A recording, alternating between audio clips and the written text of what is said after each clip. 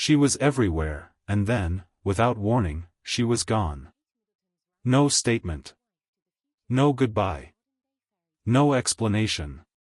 One of the most photographed women on the planet simply vanished. And the world did not take it quietly. January 2024. The Princess of Wales, a woman whose every smile made front pages, whose every outfit sparked global conversations, goes completely dark. Days pass. Then weeks. Then months.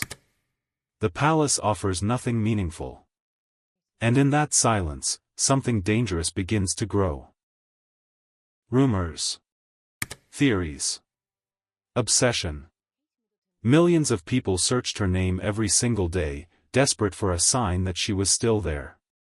Some said the marriage had collapsed. Others said something far worse.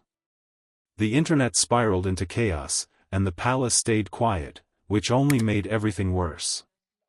And then, a video appears. Kate, sitting in a garden, speaking directly to the world. She looks calm. She looks composed. But there is something behind her eyes. A weight that no amount of grace can fully hide. And when she finally speaks, the words hit like something no one was prepared for. She had cancer. This woman, who had given her 20s, her 30s, her entire identity to duty, to family, to the crown, had been quietly fighting for her life while the world demanded answers she wasn't ready to give. But the full story behind those months of silence is far more emotional than anything you've read in the headlines. Because this was never just a story about illness. This was the story of a woman who had spent her entire adult life living for everyone else, and what happens when that life begins to crack at the seams. Catherine Elizabeth Middleton was never supposed to end up here. She grew up in a small village in Berkshire, England. No aristocratic bloodline. No royal connections. Just a close, warm family. Her mother a former flight attendant, her father a dispatcher who quietly built a party supplies business into something real. They were comfortable. A Mother's Day image, Kate and her children, soft and warm, released to show the world she was fine. Instead, it became a disaster. Multiple major news agencies pulled it within hours after editors identified signs of digital manipulation. The image meant to reassure, shattered what little trust remained. And suddenly, the silence felt deafening. But what was really happening behind those palace walls was something far more serious than anything the world had imagined.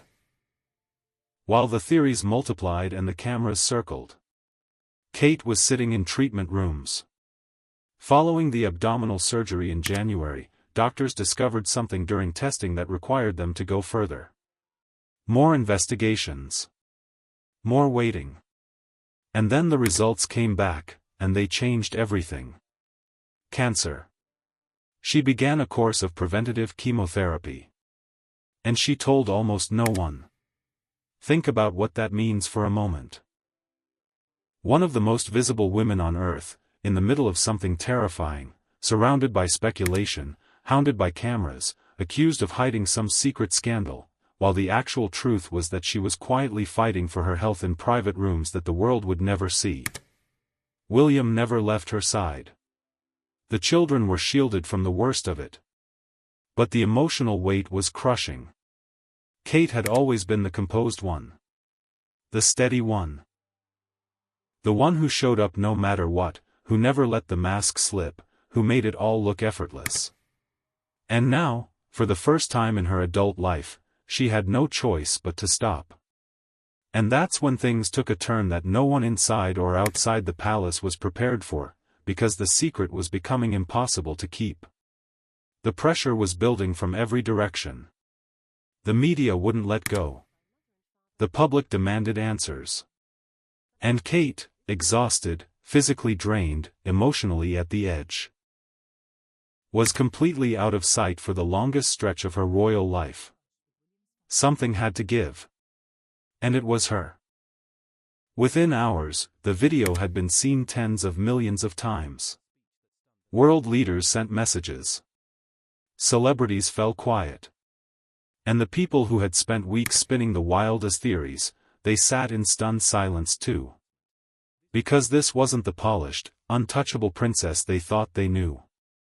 This was a 42-year-old mother, sitting in her garden, choosing honesty over performance, and it was one of the most powerful things anyone in that family had done in decades. No one expected this kind of raw, unguarded truth from someone living inside those palace walls. And it changed everything, not just for Kate, but for the world watching her. But surviving the moment of truth was only the beginning. Because what cancer does to a person, to who they believe they are, to what they think their life is supposed to look like, that is a different journey entirely. By the summer of 2024, Kate had completed chemotherapy. Slowly, carefully, she began stepping back into public life. But she was not the same woman. And she said so herself, openly, without apology. In her public appearances and quiet statements that followed, she spoke about what the experience had done to her. About learning, really learning, for perhaps the first time, to be gentle with herself. About understanding that even the most visible, most dutiful life in the world does not require you to hollow yourself out for public consumption. About what genuinely matters when everything else is stripped away. Meanwhile, the world she was returning to had shifted around her. King Charles, her father-in-law, had received his own cancer diagnosis around the same time. William was carrying the full weight of the future monarchy, preparing to one day lead an institution, while quietly holding his family together through the hardest year any of them had ever lived. And yet Kate kept showing up. Trooping the color that summer, her first major public appearance brought thousands to the streets of London. But the cheers that greeted her felt different this time. People weren't cheering the princess. They were cheering the woman. The survivor who had been forced through fire and chosen to walk back out the other side. But what Kate had quietly decided about the life she would return to, that was something no one had fully anticipated. She was not going back to the same version of herself. She was choosing something new. More deliberate. More selective. More honest.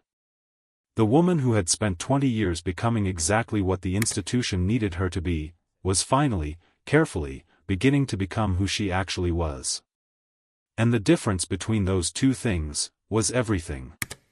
Today, Kate Middleton is 44 years old. She has completed treatment.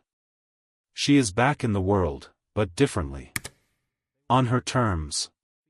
With a clarity in her eyes that wasn't always there before, and a presence that feels less performed and more real than at any point in her public life. She speaks with more openness about mental health, about the cost of duty, about what it means to be a fully human person inside an institution that was not designed for human vulnerability. The work she does now feels like it is coming from somewhere true, not somewhere required. The year that came so close to breaking her, did not break her. It remade her. The girl who walked into St. Andrews as a nobody, who walked down the aisle of Westminster Abbey as a princess, who sat in a garden and told the truth about the most frightening chapter of her life, has become something the fairy tale version of her story never accounted for. A real person. Still standing. Still choosing to show up. And somehow, that is more remarkable than any crown. So I want to know what you think. Did Kate make the right call staying silent for as long as she did? Did she owe the world an earlier explanation, or does even a princess deserve the right to face something like this in private, on her own terms? Drop your thoughts in the comments, I genuinely read every single one.